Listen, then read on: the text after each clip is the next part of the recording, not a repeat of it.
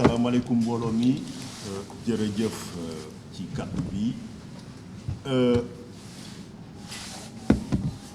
tey yéen a ci tegaat seen gët muy juróomeeli yoon préfet bu Dakar di gàntal manifestation wu F24 jàngat buñ ci am bu njëkk moom mooy juróomeeli yoon te daanaka saa yoo ko jëlee maanaam li nga xam ne moom la ñuy avancé daanaka mën nañ jàpp ni copier-coller la maanaam motif yi nga xam ne moom la ñuy avancé moom mooy risque de trouble à l'ordre public mais aussi et surtout moom mooy li ñuy wax entrave à la libre circulation mbir mi du dara Macky Sall dafa taxaw ci tànk continuer nërmeel liberté yi ak démocratie fii ci Sénégal yàgg naa ko wax tey boo ko jàppee lu tax ñu gën a taxaw pour salfaañee liberté de manifestation bi parce que dafa nekk benn liberté bi nga xam ne mën nañ jàpp ni ci démocratie bu taxaw moom mooy ndeyu liberté yi parce que ci liberté de manifester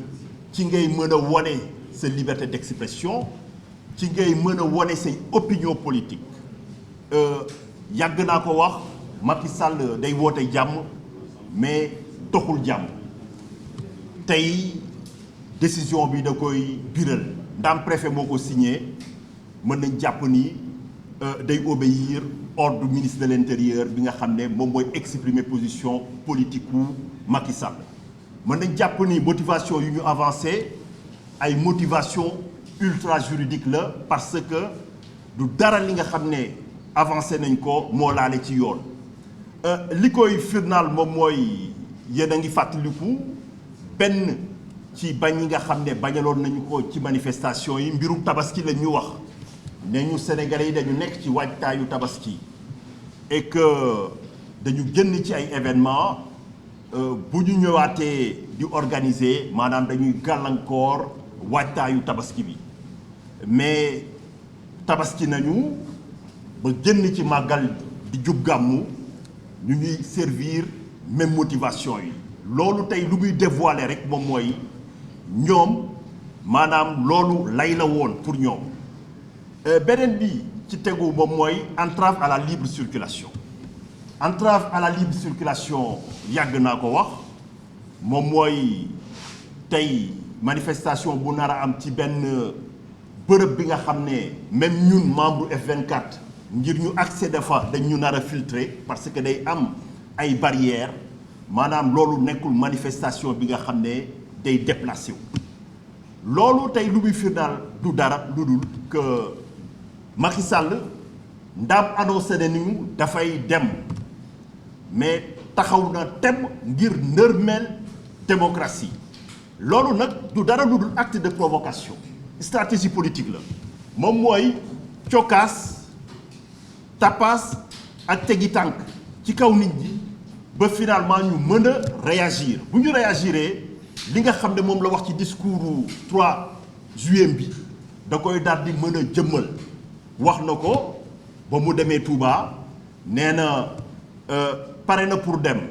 mais dana continuer avec fermeté di maintenir ordre bi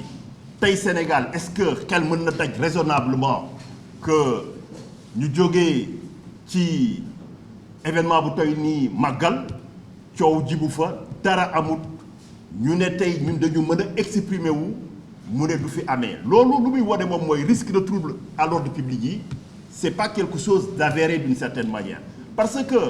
lu koy firnaal aussi moom mooy interdiction bi passé attaqué waa FRAPP attaqué nañu ko devant la chambre administrative de la Cour suprême comme lu ñuy wax ci olof ku wax feeñ mémoire en défense bi nga xam ne moom la agence judiciaire de l'État produire mooy dévoiler parce que foofu lu ñuy wax moom mooy dañu génnoon ci ay événements et pourtant saa wolof wax na ko sànq mbir mi daanaka mbirum liberté de manifester bi jarul sax ngay nekk juriste pour mën ci ardu parce que dafa nekk droit bi nga xam ne constitution moo ñu ko garantir et que bu waxee risque de trouble à l'ordre public risque bi dafa war a nekk lu réel maanaam li nga xam ne mën na am et même à supposer que mën na am maanaam dañuy xool est-ce que tey mën nañu substituer maanaam itinéraire wala jël ay yeneen matuwaay wala est-ce que ñun état wu Sénégal am na capacité bu amoon ay débordement mu gérer ko loolu tey lépp mat na donc mbir mi du dara maanaam jaay doole la fu may tëjee moom mooy waa F24 wax nañu ko ba tey ñu ngi continuer maintenir benn posture bi nga xam ne moom mooy posture républicaine démocratique bi nga xam ne dañu koy bañ a topp ci provocation yi mais aussi bu mu continuer nii parce que bu nit ñi demee ba sës rëkk boo moytu danañu expérimenter danañ jëlaat beneen stratégie bi nga xam ne boo moytul ñaanuñu ko mais il sera obligé de subir les manifestations moo tax may njort ni en tout cas foofu lay tëjee c'est la dernière fois en tout cas moom muy interdire manifestation yi parce que boo xoolee interdiction yi nekkul dara lu dul confisquer liberté démocratique bi nga xam ne moom mooy ndeyu liberté yi et que liberté boobu boo ko confisquer maanaam da ngay dal di contrôler liberté yépp parce que tey kenn mënta lam-laame ni que interdiction yi c'est quelque chose de discriminatoire dans la mesure où ñoom ci seeni bopp ñu ngi continuer di def seeni ndaje di def ci seeni xeetu événement mais événement politique bi nga xam ne moom la F24 parce que xam na ne opinion yi politique yi nga xam ne moom lañ fa nar a exprimer sont des opinions yi nga xam ne day déranger seen posture et que peut-être askan bi aussi mën na ci gis boppam dëgg-dëgg ba aussi défendre démocratie ak liberté publique yi donc ba tënk ko ci lu gàtt ci français bu dee permettre ngeen ko moom mooy première observation bi nga qu'on peut faire effectivement concernant cette interdiction, la 5e interdiction si je ne me trompe pas, c'est quasiment un copier-coller identique de l'arrêté qu'on a reçu la dernière fois pour la 4e interdiction. Les motifs n'ont pas changé. Risque à l'ordre public, de troubles à l'ordre public et entrave à la libre circulation. On n'a pas vraiment besoin de rappeler